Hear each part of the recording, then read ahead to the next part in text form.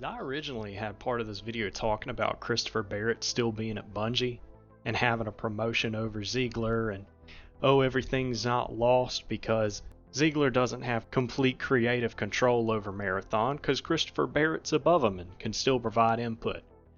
Well, that part's been scrapped because according to a report put out on the 28th, Barrett was fired from Bungie for acting unprofessionally towards female coworkers below him. I won't go into detail in this video because I'd like this video to be a positive one, especially since it's my first. But I will say this. If this is true about Christopher Barrett, I am glad that he's gone. I don't think anyone should have to work in an environment where they're being harassed by a coworker, especially someone above them. So even though he did do many great things for Bungie, unfortunately that doesn't equate to being a good person. So I do sincerely hope the people affected by his words and actions can recover well and hopefully are doing alright. We don't know exactly what was said or done, so hopefully it wasn't too bad. While Ziegler and his potential changes to Marathon might have disappointed many people and myself, if he can conduct himself better than Barrett, I'm more than happy with him being the new director of Marathon.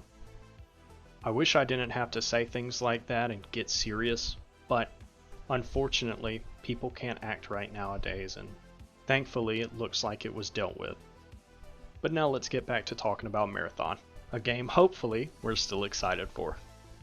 But if you do want a more in-depth explanation, fellow Marathon content creator Jake the Alright made a more in-depth video on it, with a better explanation as to what exactly happened, and I'll have it linked in the description.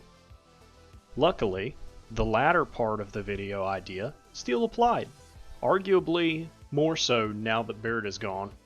I wanted to talk about the claim of Marathon being shifted into a hero shooter due to Ziegler now taking control. Now the claim itself is based on a single sentence in one IGN article with no real evidence.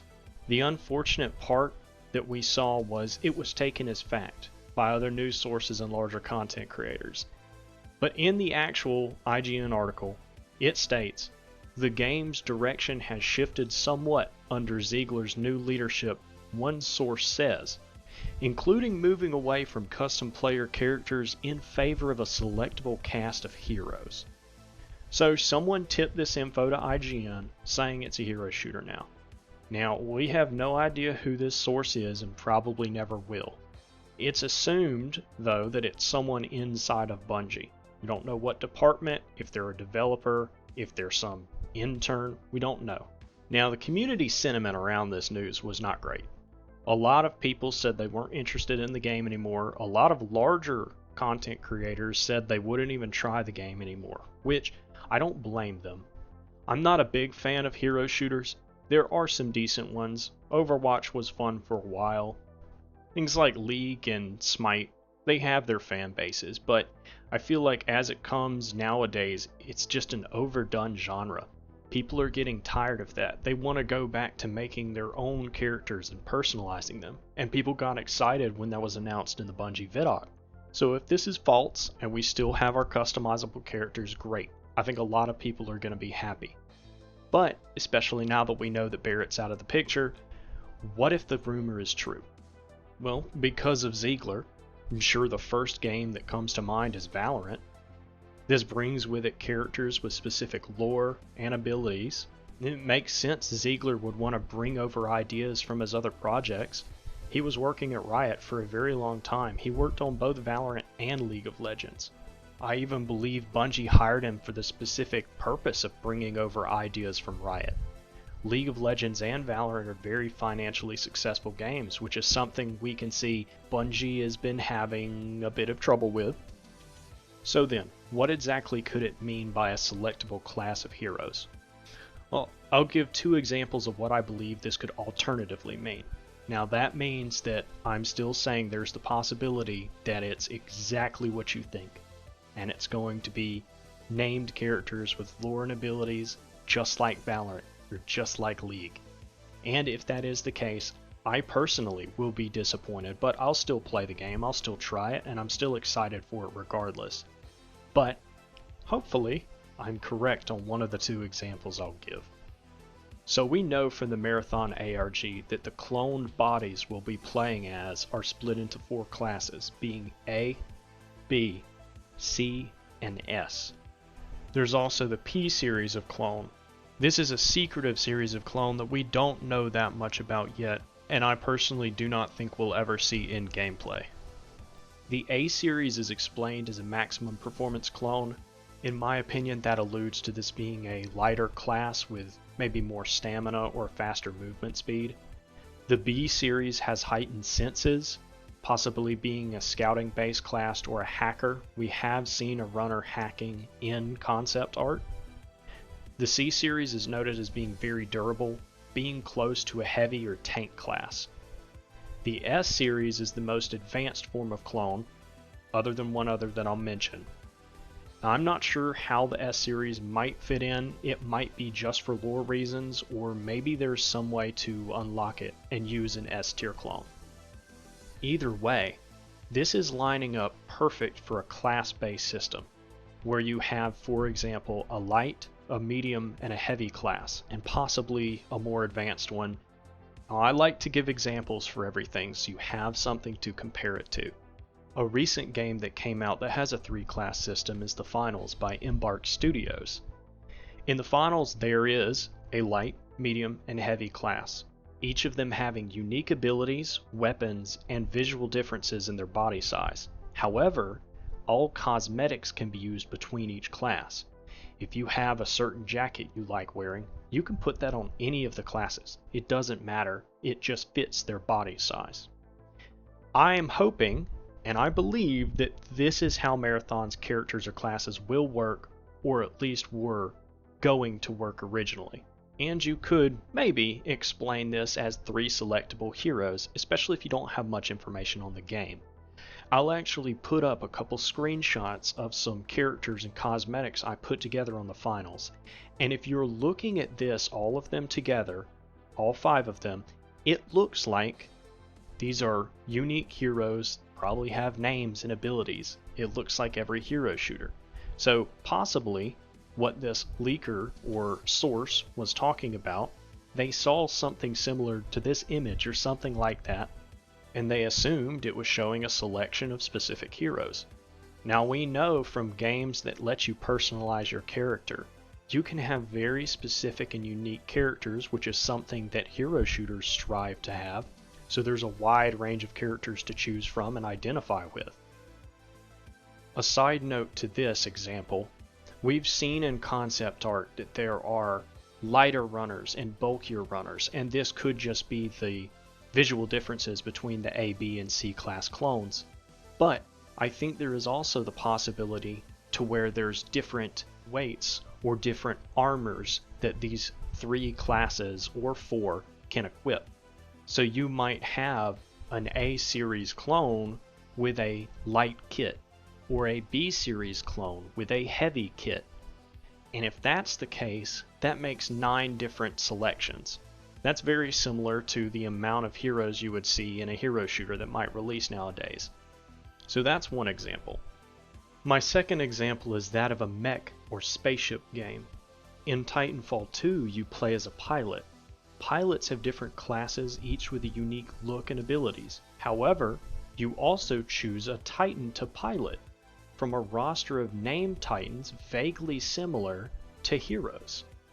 We could be choosing a named character to pilot our clone bodies.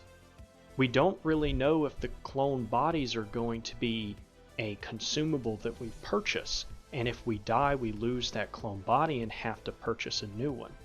Or it could be that we create a character, these named bodies. Something like Elite Dangerous or EVE Online, where you create your own custom character to pilot different ships. However, these ships are not characters, but models of vehicles. It could be that in Marathon we choose from the Biomata, aka clone bodies, models, where you can pilot the B series Medic model, or the C series Bulwark model. They might have unique names given to them by Sakaguchi, like how cars are named, where every C series Bulwark model might be called Brick, just like how a car company will name a model of car, and every model of that car is referenced by one name. It could be the same with Marathon. An extraction shooter that follows this idea is actually Hunt Showdown. The only difference is in Hunt Showdown, the named characters or legendary hunters you can play as do not have unique abilities, so there's no gameplay difference other than what they look like.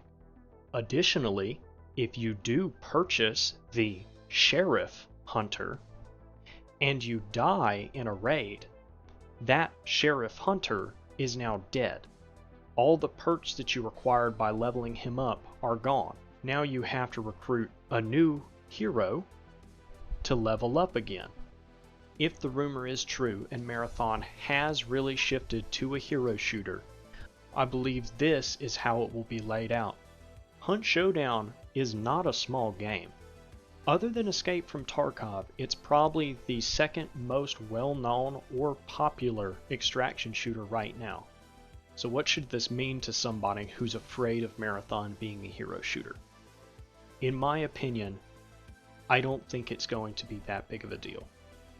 Even though we know Ziegler has had over a year, potentially, with complete creative control over Marathon, Marathon did not start development last year. It's been in development for many, many years. A change like this would be very consuming of time and resources. So while the direction of the game may have changed, I don't think it has changed that much, or at least enough to really make a difference. And we have to remember too, even though Christopher Barrett was someone that the community looked up to and gave a lot of credit to for making Halo and Destiny what they are today, he is only one person. And there are many, many devs, even though less now than there used to be, that are still working on Marathon and are the ones that actually did put the time and effort into making Destiny what it is.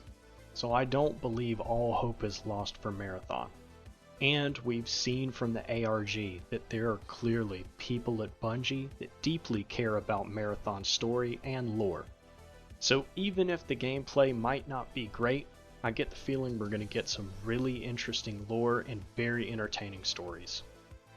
So at least for right now, I'm hopeful for the future of Marathon. And when the gameplay reveal comes, as long as we're getting Destiny 2's gunplay on dedicated servers, I think I'm going to be happy. We also know too, that Bungie picked a great time to start developing an extraction shooter. It's enough of a well-known genre that there's been some successes and a lot of failures. But that's a good thing. If they can learn from these failures of other extraction shooters and bring something unique and, in my opinion, something casual to Marathon, I think it can really take off, and I'm excited to see what they have in store. In the meantime, stay positive, stay hopeful, and have a good day.